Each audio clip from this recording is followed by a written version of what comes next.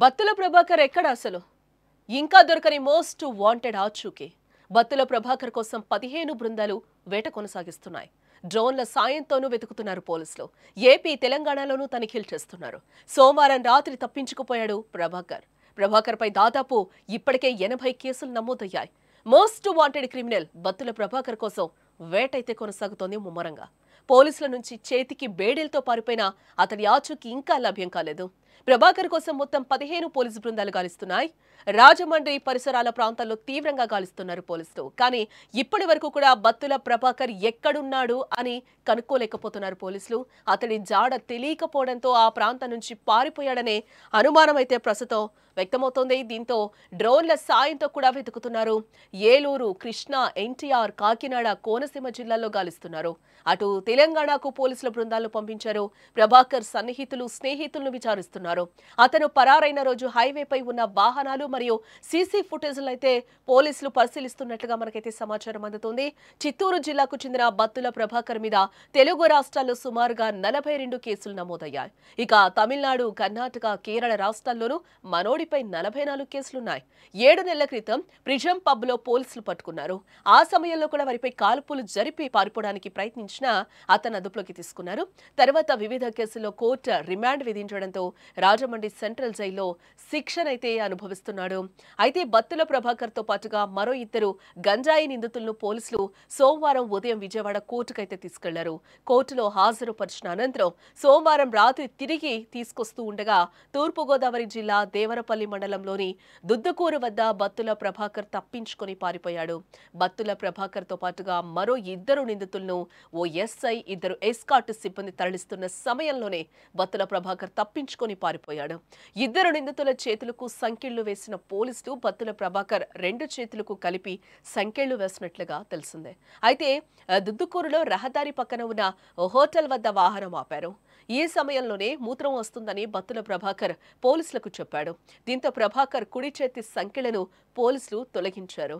ఇదే అదనుగా ప్రభాకర్ సమీపంలోని పొలాల్లోకి దూకి పారిపోయాడు. మొత్తం 15 బృందాలు బత్తుల ప్రభాకర్ కోసం అయితే గాలిస్తున్నాయి. 10 మంది సిఐలు, 15 మంది ఎస్ఐలు, 40 మంది వరకు కానిస్టేబుల్స్, ఇతర సిబ్బందితో 15 ప్రత్యేక బృందాలను ఏర్పాటు చేశారు. ఓ బృందాన్ని హైదరాబాద్ కు కూడా పంపించినట్లుగా కొవ్వూరు పోలీసులు అయితే చెప్తున్నారు.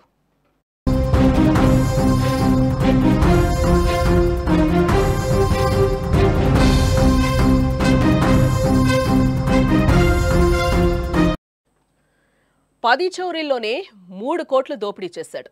నెలకో లగ్జరీ కారు, 2 లక్షల అద్దెతో విల్లా. కోటేశ్వరుడి బిల్డప్, చేసేదేమో దొంగతనాలు. 5 రాష్ట్రాల్లో 90కి పైగా కేసులు నమోదైనట్లుగా కూడా తెలుస్తోంది. ఇది బత్తుల ప్రభాకర్ రావు నేర చరిత్ర.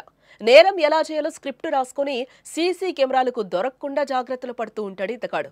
కోర్టు నుంచి తీసుకెళ్తూ ఉండగా కూడా బత్తుల ప్రభాకర్ పరారైనట్లుగా తెలుస్తోంది. అతని కోసం డ్రోన్స్ సహాయంతో కూడా పోలీసు బృందాలు ప్రస్తుతం అయితే గాలిస్తున్నాయి. ఆడి, బెంజ్, BMW వంటి లగ్జరీ కార్లను నెలకొకటి మారుస్తాడు. నెలకు 2 లక్షల అద్దె చెల్లిస్తూ విలాసవంతమైన విలాల్లో ఉంటాడు. కోటేశ్వరుడా బిల్డప్ ఇస్తాడు. కానీ అతను దొంగ. మామూలు దొంగ కాదు. 3,000తో మొదలుపెట్టి 3 కోట్ల వరకు దోచిన ఘరానా దొంగ. పేరు బత్తుల ప్రభాకర్ అలియాస్ బోతా ప్రభాకర్ అలియాస్ రాహుల్ రెడ్డి. ఇలా రకరకాల పేర్లతో తిరుగుతూ ఉంటాడు. చిత్తూరు జిల్లా సోమల మండలం ఇరికిపెంటకు చెందిన ఈ 35 ఏళ్ల ప్రభాకర్ రావు ప్రస్తుతం హైదరాబాద్లోని ఓ గేటెడ్ కమ్యూనిటీ విల్లాలో ఉంటున్నాడు. కేవలం 10 చోరీల్లోనే 3 కోట్లు కొల్లగొట్టిన ప్రభాకర్ దోచుకున్న సొమ్మును విలాసాలకు ఖర్చు చేస్తాడు. పలు రాష్ట్రాల్లో అతనిపై సుమారు 80కి పైగా కేసులున్నాయి. ప్రస్తుతం రాజమండ్రి సెంట్రల్ జైల్లో రిమాండ్ ఖైదీగా ఉన్న ప్రభాకర్తో పాటు 3 నిందితులను ఒక కేసు నిమిత్తం విజయవాడలోని 4వ ఏజేఎఫ్సీఎం కోర్టులో హాజరుపరిచేందుకు 5 పోలీసులు సోమవారం జూప్లో తీసుకెళ్లారు. కోర్టు రిమాండ్ పొడిగించడంతో వారంతా తిరిగి ప్రయాణమయ్యారు. రాత్రి 7:30 సమయంలో తూర్పుగోదావరి జిల్లా దేవరపల్లి పోలీస్ స్టేషన్ పరిధిలోని దుద్దుకూరు శివారులో టిఫిన్ చేసేందుకు ఆగిన సమయంలో టీ గ్లాస్ పడేస్తున్నట్లు నటించిన ప్రభాకర్ ఒక్క ఉదుటున పొలాల్లోకి దూకి పారిపోయినట్లుగా కూడా తెలుస్తోంది. రోజు జిమ్ చేసే ప్రభాకర్ రన్నింగ్ బాగా చేస్తాడు. రన్నింగ్లో ఉన్న లారీ వెంట పరిగెత్తి అలవోకగా ఎక్కేస్తాడట. దీంతో అతడు దుద్దుకూరు చిట్యాల జాతీయ రహదారిలో ఏదైనా వాహనం ఎక్కి పరారై ఉంటాడని పోలీసులు అయితే ప్రస్తుతం అనుమానిస్తున్నారు. పట్టుకోవడానికి 15 మంది చొప్పున 3 ప్రత్యేక బృందాలు అయితే ఏర్పాటు చేశారు. సీసీ ఫుటేజ్లను కూడా జల్లెడ పడుతున్నారు. ఈ గజ దొంగ ఆచూకీ తెలియచేసినా పట్టుకున్నా కూడా 50,000 రూపాయలు నగదు బహుమతి అందజేస్తామని కూడా కొవ్వూరు డీఎస్పీ దేవకుమార్ మంగళవారం ప్రకటించడం జరిగింది. 2022లో కూడా విశాఖపట్నం సెంట్రల్ జైలు నుంచి ఇలాగే పరారయ్యాడు. నిందితుడి చరిత్ర తెలిసినా పోలీసులు ఇంత నిర్లక్ష్యంగా వ్యవహరించడంపై విమర్శలు కూడా వెలువెత్తుతున్నాయి.